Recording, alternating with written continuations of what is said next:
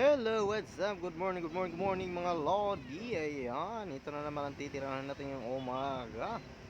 Ayan, mountain bike na naman. Ayan, carbon Lodi. Ayan, token na 29er, naka tubeless. Ayan, yung front part is naka rock shots na rin siya mga idol.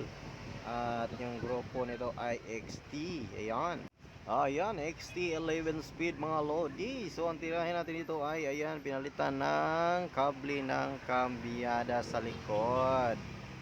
Ayan, dahil kinalawang na at naputol, kaya ayan, pinalitan na natin ng Shimano na cable.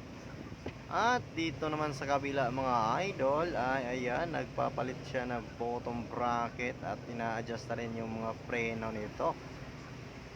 Ayan, patingin-tingin lang yan. Ayan, yung mga preno ay kinalawang na din yung yung mga cables niyan. Ayan mga idol. So, papalitan din ng bottom bracket.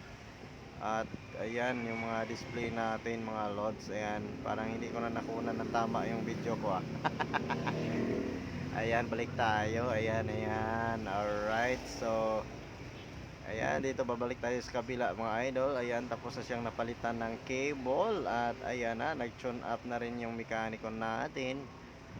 At ayan, patapos na rin ito mga idol. So, thank you for watching mga idol. And God bless you more. Ayan, ang pin.